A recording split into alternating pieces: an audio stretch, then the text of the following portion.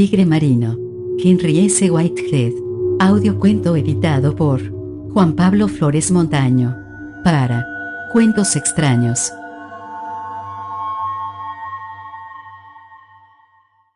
Tigre marino. El primer presentimiento que Arthur Hewitt tuvo sobre la terrible tormenta que azotaría al Barbadian en Hatteras, en ruta a las Indias Occidentales, fue un ruido estrepitoso que le despertó de un sueño intranquilo en la estrecha litera de su cabina. Cuando subió tambaleándose a la cubierta donde se encontraba el salón después de pasar una noche terrible y en vela, contempló a través de las portillas un mar que no se parecía a nada de lo que había visto antes. El Barbadian, medio escorado y sacudido de uno a otro lado, se bamboleaba en medio de un mar embravecido que azotaba salvajemente la cubierta del puente. Un camarero, que luchaba denodadamente por mantener la verticalidad, le trajo un bocadillo y una taza de café. Al rato aparecieron otros dos pasajeros para desayunar, un vendedor británico y un oficial de navío americano que estaba fuera de servicio y se dirigía a Antigua para encargarse de una plantación de caña de azúcar. Los tres hombres, animados por el café y la confortable seguridad de la sala, se enzarzaron en una charla familiar. Sin embargo, un presentimiento siniestro parecía cernirse sobre todos. Por lo menos Matthews, el americano, lo expresó sin tapujos. «Espero que pueda llegar a St. Thomas. Bueno, siempre he oído decir que el capitán Byte conoce su oficio. Dicen que es un buen marino. ¿Cree que mejorará cuando entremos en la corriente del Golfo?», dijo el inglés, rompiendo un largo y sombrío silencio. «Más bien todo lo contrario, creo», contestó el pesimista Matthews. «Será peor, según mi humilde juicio». La poco halagüeña predicción se hizo realidad a la mañana siguiente. El Barbadian había entrado en la corriente del Golfo, y la furia maligna del mar se incrementó con el discurrir del día. Hewitt subió al puente y se inclinó sobre la jamba de una escotilla medio abierta a sotavento. Desde allí pudo contemplar un mundo de agua gris verdoso, embargado por esa sensación de espanto que el mar, en sus más variadas formas, puede llegar a transmitirnos. Una ráfaga de viento sacudió su abrigo sin abotonar, haciendo que se le cayese del bolsillo en medio de la cubierta empapada de agua una Biblia encuadernada en tafilete que su madre le había regalado varios años atrás. Salió con sumo cuidado por la escotilla, caminando precariamente a través de la cubierta en dirección a donde yacía la Biblia, que estaba atascada en un imbornal metálico. Consiguió llegar sano y salvo a la barandilla, la cual agarró firmemente con una mano, mientras se inclinaba para recoger el libro con la otra. Pero cuando estaba en esa posición, el extremo de una ola enorme que había entrado por la aleta de barlovento del navío, le dio de lleno, levantando su cuerpo como si fuera una pluma por encima de la barandilla. Pero Hewitt no cayó al mar. Con un movimiento rápido e instintivo se agarró a la barandilla mientras su cuerpo chocaba violentamente contra el costado del barco. Cuando el Barbadian volvió a enderezarse se vio a sí mismo colgando al borde de una muerte sombría, con el cuerpo a pocos centímetros de las enfurecidas aguas y la Biblia fuertemente agarrada en la otra mano. Intentó poner los pies en una de las batallolas exteriores y de esa manera poder enganchar las piernas a través de los montantes. Estuvo a punto de conseguirlo, y sin duda al rato habría estado de nuevo en la relativa seguridad de la cubierta de no ser porque la siguiente ola arrancó de la barandilla la mano con la que se sujetaba a ella. El mar enfurecido lo recibió, mientras el barco, estremeciéndose en medio de la tempestad, prosiguió su marcha, sin que nadie se diera cuenta de su repentina y poco ceremoniosa partida. Las escenas de la vida de Hewitt se sucedieron en su mente con una rapidez increíble. Recordó a su madre con dolor, su madre muerta desde hacía 8 años, y una lágrima salada se mezcló con la vasta extensión de sal de un océano inhóspito y frío que le había arrastrado a aquella desastrosa situación. Se fue hundiendo poco a poco en un infierno acuoso, arrastrado por el peso de las botas de invierno y el grueso abrigo. Curiosamente, no tenía miedo, aunque respondía a los principales impulsos mecánicos de cualquiera que esté ahogándose, la rigidez que se adueñaba de su respiración, los intentos desesperados de mantener la cabeza por encima de la superficie del agua, la consabida y mecánica plegaria a Dios. Sus pulmones parecían a punto de estallar. Un dolor ardiente le quemaba, El dolor al verse sometido a una presión insoportable. Debía resistir mientras conservara la conciencia. Apretó los dientes con desesperación. Allí abajo estaba tranquilo y oscuro. No había ningún rastro de la tempestad que rugía en la superficie, una superficie agitada por una furia salvaje. El agua cada vez parecía más densa, más opaca, de un vasto y opresivo color azul. El dolor y la lacerante presión ahora habían desaparecido. Ya no parecía seguir hundiéndose, pero tampoco subía, aparentemente. Seguramente no podría respirar si intentaba hacerlo, pero tampoco tenía esa intención. Ya no hacía frío. Se hallaba en un mundo sosegado, de una calma perfecta. Ahogarse, después de todo, es una muerte placentera. Deseo que el Barbadian pudiera llegar a St. Tomás. Su última sensación consciente fue la de hundirse suavemente a través de un profundo, imponderable y vasto azul, que parecía llenar todo el universo, un relajante azul al que cualquiera podría dejarse caer con facilidad. Se relajó, abandonándose a sí mismo, sin deseos de luchar. Se hundía, o eso le parecía a él. Estaba recostado sobre una playa, con el mentón sobre las manos y los codos hundidos profundamente en la cálida arena. Gracias a ese calor pudo volver a la conciencia. Una suave brisa marina, revigorizada por el largo contacto con las ilimitadas extensiones del mar del trópico, le azotaba. Se encontraba muy cansado y daba la sensación de que se acababa de despertar de un sueño profundo. Volvió la cabeza al oír un pequeño ruido y se encontró mirando el rostro de una muchacha que yacía a su lado en la arena. Pensó, tras rememorar los sucesos que acababan de tener lugar, que debía de haber traspasado las puertas de la muerte. Así que este era ese mundo posterior del que había oído hablar vagamente durante toda su vida. En cierta forma, era muy desconcertante. Estaba muerto. Sabía que tenía que estar muerto. Pero ¿cómo es que los muertos reposan en playas tropicales, bajo la transparente luz de la luna, y piensan, y sienten la brisa fresca del mar? Los muertos, seguramente, no sueñan. A lo mejor sí. Él no lo sabía, ni tenía ninguna experiencia anterior. Había leído relatos sobre la vida después de la muerte. La mayoría, según recordaba, describían la sorpresa del héroe ante lo inesperado del lugar en el que se encontraba. La muchacha le tocó con suavidad en el hombro, y su mano era increíblemente fría y relajante. La tenue luz de la luna desapareció de repente cuando se volvió a mirarla con una especie de horror. Luego apareció el borde del astrosol sobre el horizonte, rojizo y afilado, como una espada curva llena de reflejos. Las hojas de un sinfín de árboles tropicales se estremecieron, dando los buenos días a la mañana tropical. Pequeños simios saltaban de aquí para allá y parloteaban por encima de sus cabezas. Un guacamayo enorme y llameante cruzó a toda velocidad, como una flecha, su campo de visión. La muchacha le habló. «Debemos ir al mar». La chica se movió con delicadeza hacia el lugar en el que, muy cerca de ellos, el mar turquesa lamía suavemente las rocas cubiertas de algas y la arena fresca, resplandeciente y blanca. Mientras él también se acercaba, acuciado por un impulso que no podía entender, en busca del refugio de las olas, contempló claramente a su compañera por primera vez. Asombrado, incrédulo, observó su propio cuerpo, y vio una especie de cola enorme y reluciente que brillaba iridiscente bajo la luz virgen del nuevo día, como la de un ser de fábula, maravilloso, de las profundidades encantadas. Y entonces, su asombro se transformó en un inmenso júbilo, y siguió a su sirena al interior de las luminosas y acogedoras aguas. Al puntear la tarde el sol aún estaba alto en el cielo. Emergió del mar a la orilla de aquella playa arenosa en la que se había despertado, lo que parecían siglos atrás, a una existencia anfibia. Se arrastró con lentitud y dolor sobre la arena cálida. Se encontraba muy cansado, ya que había estado nadando durante largo rato, muy lejos, en un lugar en el que, ahora lo recordaba vagamente, había entablado combate con un monstruo de las profundidades abismales del cálido océano.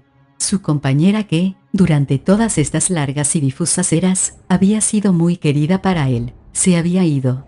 Ella no pudo sobrevivir a la funesta lucha con la bestia marina. La pena le hizo olvidar todo el dolor y la fatiga de su cuerpo herido y cansado.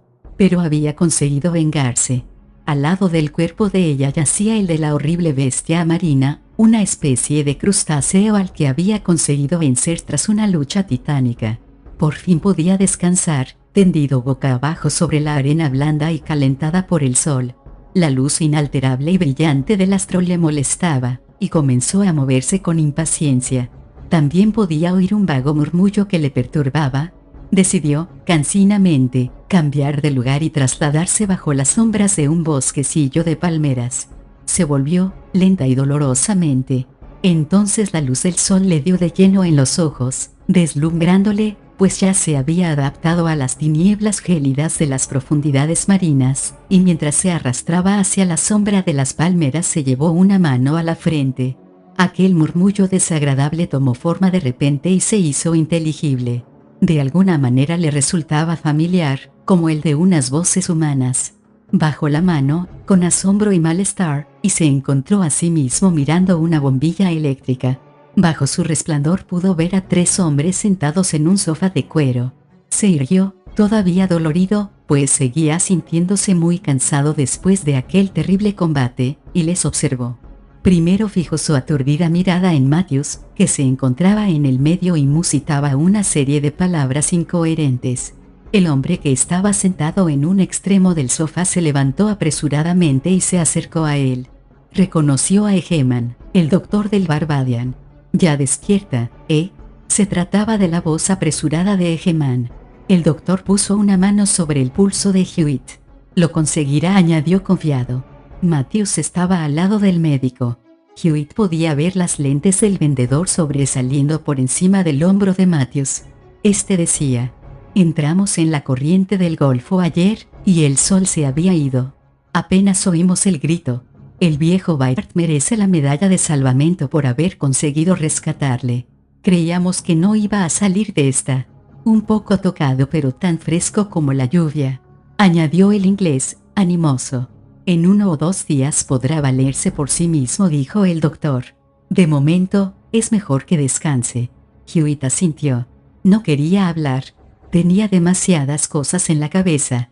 Aquellas experiencias. O al menos, todos esos sucesos, todas esas quimeras del inconsciente. Uno de los asistentes le vio salir, añadió Egeman. Tiene 2 dientes astillados, debido a la fuerza con la que cerró sus mandíbulas para aguantar la respiración. Muy valiente por su parte. Eso le salvó la vida. Hewitt extendió la mano pesadamente. El médico se la cogió y la depositó sobre la cama con suavidad. Vuélvase a dormir, ordenó, y los 3 salieron de la habitación. Hewitt se fue recobrando lentamente del impacto producido por la larga inmersión en las aguas invernales durante el resto de la travesía. Pero no podía dejar de pensar en los extraños sucesos que le habían ocurrido y que seguían apareciendo con claridad en el interior de su mente. No podía quitarse de encima la sensación de que, de alguna manera, se había tratado de una experiencia real. Podía recordar perfectamente todos los detalles de un día para otro. Parecía haber adquirido una especie de conocimiento único sobre las abismales profundidades marinas, la tenue fosforescencia de los animales que pueblan aquellas tinieblas, los extraños monstruos, el frío increíble de aquel mundo sometido a la presión y cubierto de un lodo muerto, los movimientos fluidos del cuerpo al bucear en el agua y, por encima de todo, la misteriosa y austera compañía de la mujer sirena y aquel combate definitivo y terrible. Su cerebro estaba lleno a rebosar de detalles íntimos de lo que parecía haber sido una larga, definitiva y natural vida anfibia. Permanecieron allí, de forma permanente, incluso después de que el tiempo hiciera su trabajo borrando de la mente la mayoría de los demás detalles. Seguía sintiendo una terrible atracción por el mar, una urgencia irresistible por hundirse en las aguas, por nadar distancias inconmensurables, por yacer recostado sobre las profundidades cenagosas y oscuras mientras contemplaba la luz, azulada y tenue, muy arriba, sobre los multitudinarios, encendidos, inofensivos peces de colores.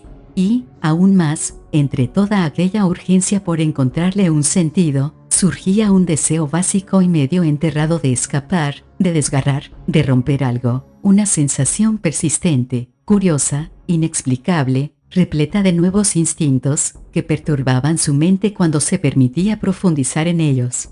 Deseaba llegar cuanto antes a Santa Cruz, en las Islas Vírgenes, para poder bañarse en el Caribe nada más pisar tierra. Una vez recuperado por completo su vigor físico, fue a una fiesta la tarde siguiente de su llegada a Frederiksted. Había rumores sobre la existencia de tiburones en la playa en donde se celebraba el convite, pero sus anfitriones se apresuraban a tranquilizar a los huéspedes. No, los tiburones eran algo insignificante. Los tiburones eran criaturas cobardes que se asustaban fácilmente de un grupo de personas nadando. Si se tratara de una barracuda, esa sería otra cuestión. Se decía que en Puerto Rico una barracuda había atacado a un profesor americano y que le había causado terribles heridas. Un montón de meses en el hospital, pobre hombre. Pero las barracudas casi nunca se acercaban a las playas pobladas. A veces, sí, robaban el cebo de algún pescador negro que se encontraba mar adentro en su pequeño bote, pero si este era ágil podría cortar el sedal y remar de vuelta a la costa, asustado, y quizás no volvería a hacerse a la mar en unos días. Las barracudas eran los tigres marinos. Su ataque era algo endiablado. Con sus fauces de más de 50 centímetros cubiertas de aserrados dientes, podía embestir una y otra vez a su víctima, haciéndola jirones y devorando la carne hasta los huesos con una insaciable avidez. Si la bestia se decidía a embestir, no había salvación posible. Atacaba con tanta rapidez que la huida era imposible, a no ser que la víctima se encontrase cerca de la orilla. Sí, que la providencia les salvara de la barracuda. Los invitados, un grupo bullicioso, se metieron en el agua cuando el sol declinaba. La playa descendía bruscamente en aquel lugar, de manera que, en tan solo 4 o 5 pasos, se podía nadar con todo el cuerpo dentro del agua. El mar era tan cristalino, por encima del fondo de arena blanca, que un nadador que flotara boca abajo podía verlo claramente y contar los peces de colores que pasaban a su alrededor como relucientes rayos de sol, en apariencia lo suficientemente cerca como para poder alcanzarlos con solo estirar los brazos, una curiosa pero falsa ilusión. Hewitt nadaba con facilidad y pereza, sintiéndose satisfecho en el interior de las aguas claras y estimulantes que, en estas latitudes, son como un bálsamo para el cuerpo. Nunca antes se había sentido tan bien dentro del agua. Ahora le parecía algo perfectamente connatural consigo mismo. Encajaba con las sensaciones y deseos que le habían asaltado durante los últimos días que pasó en el barco. Era como si unas fuerzas desconocidas que latían en su interior se hubieran despertado a causa de la extraña experiencia mental que había tenido lugar las pocas horas que había estado inconsciente. Se sumergió profundamente, y todos los procesos involucrados con tener la respiración, ajustar las acciones y reacciones musculares, sincronizar los movimientos dentro del agua eran tan naturales y sencillos como se había imaginado y, se dijo a sí mismo, muy similares a los de cualquier ser anfibio. Sin darse cuenta, el resto de los invitados que habían estado nadando, de los que solo se había tropezado con media docena, abandonaron la playa y se juntaron en pequeños grupos sobre la orilla arenosa para charlar. Muy pocos permanecieron en el borde del mar. Flotaba de espaldas, mientras las suaves olas de aquel mar calmo chocaban contra sus mejillas, cuando escuchó el grito terrible y agudo de una muchacha. Se giró en el agua y miró en dirección a la playa, donde varios invitados de la fiesta corrían a toda prisa hacia una mujer joven en la que antes no se había fijado.